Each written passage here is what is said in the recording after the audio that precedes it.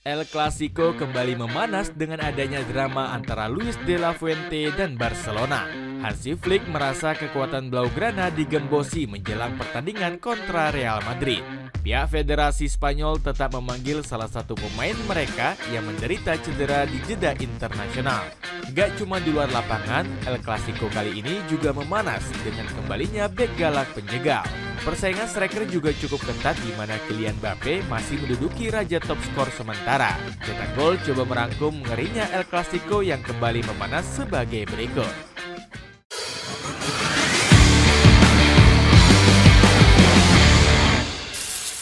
Kembalinya persaingan ketat striker tajam.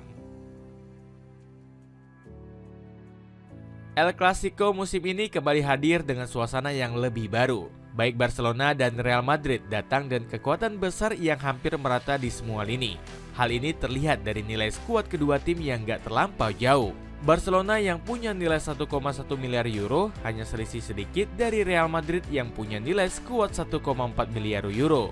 Selain itu, kedua tim juga saling senggol di peringkat klasemen La Liga. Situasi ini seakan membawa era persaingan El Clasico di tahun 2018 saat diperkuat Cristiano Ronaldo dan Lionel Messi. Sejak perginya kedua mega bintang ini, El Clasico nggak diminati dan bahkan sempat sepi penonton. Bahkan sejak hilangnya bintang, jumlah penonton nggak pernah di atas 60.000. Padahal dulunya El Clasico pernah menciptakan rekor ditonton lebih dari 98.000 stadion. Di tahun lalu saja, jumlah penonton yang hadir di stadion kurang lebih 50.000 orang. Namun El Clasico tahun ini diprediksi seru karena diperkuat dua striker tajam. Di Real Madrid sendiri, Kylian Mbappe semakin monster bersama Xabi Alonso. Donatello saat ini menguasai perebutan gelar Pichichi dengan raihan 9 gol. Mbappe sedang berada di momen di mana dia menentukan di setiap pertandingan. Dia efektif dan tajam di depan gawang. Kami harus memanfaatkan talentanya, ucap Xabi. Di sisi lain, Barcelona juga memiliki sosok penyerang tajam lainnya. Marcus Rashford pelan-pelan mulai menunjukkan magisnya dengan menorehkan 1 gol dan 3 assist. Winger 27 tahun ini juga seringkali menjadi penarik perhatian lawan agar rekannya bisa bergerak bebas. Pengen futsal tapi bingung memilih sepatu berkualitas harga miring? Cobain sepatu futsal dari Zars yang dijamin murah. Cek linknya di bawah ini. Kerasnya permainan, kembalinya bek galak. Selain kehilangan penyerang tajam, El Clasico sempat sepi karena kurangnya sosok keras. Sejak kepergian Sergio Ramos, atmosfer pertandingan terasa hampa karena hilangnya drama. Selama El Clasico, Ramos menghidupkan pertandingan lewat sosoknya yang keras dan lugas. Lionel Messi menjadi pemain yang paling sering dilanggar oleh ex-bek tengah PSG ini. Terakhir kalinya, Ramos menyikut La Pulga hingga berdarah pada tahun 2019. Gak heran Messi pun sampai menyebut Ramos sebagai rival terberatnya selama El Clasico. Kami sering bertengkar dengan Sergio Ramos. Dirinya benar-benar menjadi sosok yang syarat dengan tensi tinggi dan persaingan ketat selama El Clasico. Hilangnya sosok Ramos kini mulai tergantikan setelah kedatangan Dean Hudson. Ex-pemain Bournemouth ini terkenal dengan permainan kerasnya mirip seperti Ramos. Hudson gak segan-segan menekel lawannya hingga jatuh tersungkur untuk mengamankan gawang. Sang pemain mengaku Ramos menjadi inspirasi permainan kerasnya. Saya ingin menjadi seperti Sergio Ramos, dia idolaku. Bagi saya dia merupakan sosok bek tengah yang patut jadi idola karena memiliki kemampuan yang lengkap. Hudson berpeluang absen lantaran masih belum pulih dari cedera. Namun bek tengah timnas Spanyol ini menunjukkan kegigihan berlatih agar bisa kembali bermain di El Clasico. Kembalinya atmosfer panas dipenuhi banyak drama. Bumbu panas El Clasico tahun ini nggak hanya terjadi di dalam lapangan saja.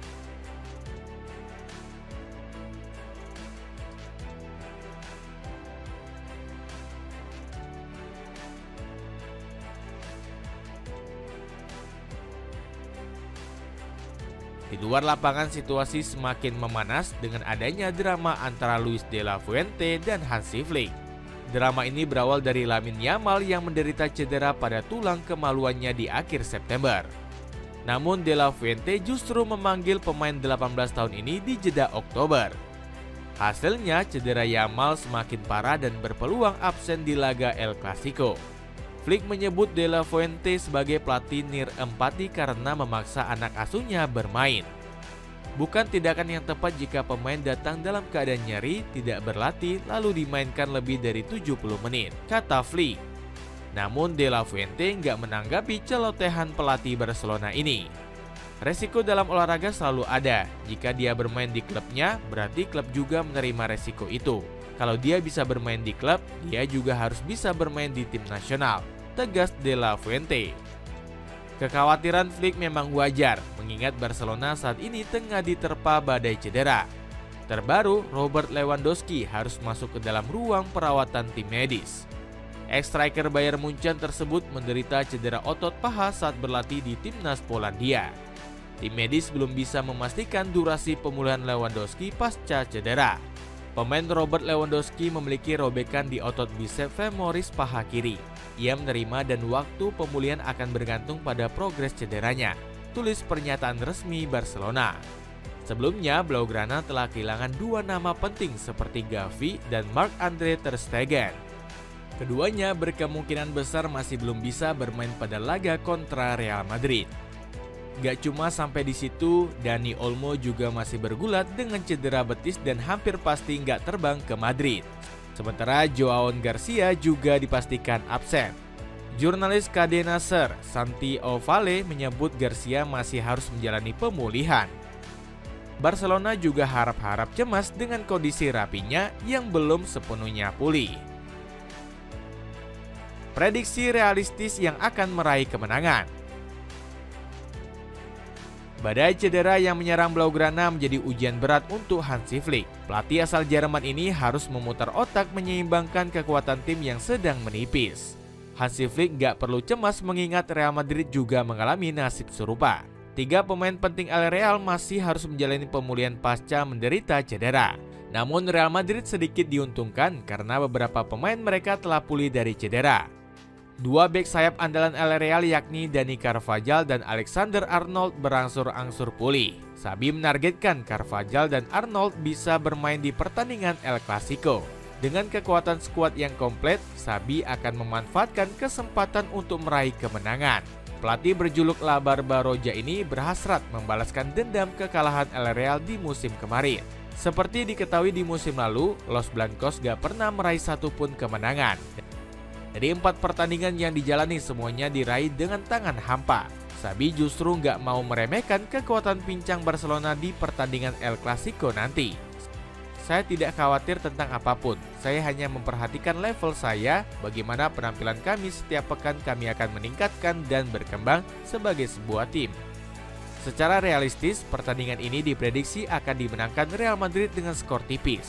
Meski begitu, kekuatan pincang Barcelona juga bisa menjadi bumerang untuk Los Blancos. Paket bundling dari celana running, dapatkan 4 pieces dengan harga 100 ribuan saja. Cek linknya di bawah ini. Itulah ulasan ngerinya era baru El Clasico yang kembali memanas. Bagaimana pendapatmu? Akankah El Clasico kali ini akan berjalan keras dan panas? Coba tulis pendapatmu di kolom komentar di bawah ini.